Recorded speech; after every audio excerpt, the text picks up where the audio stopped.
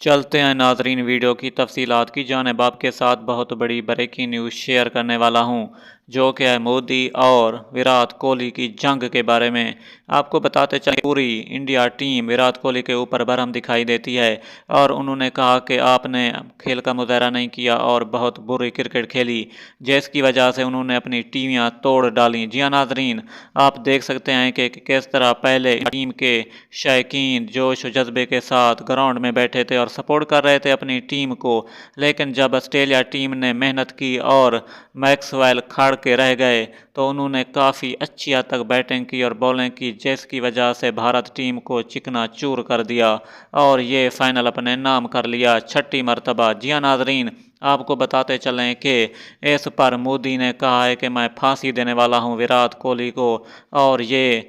बहुत बड़ा गुस्सा है इंडिया के शायकीन में। ये थी आपके लिए अपडेट।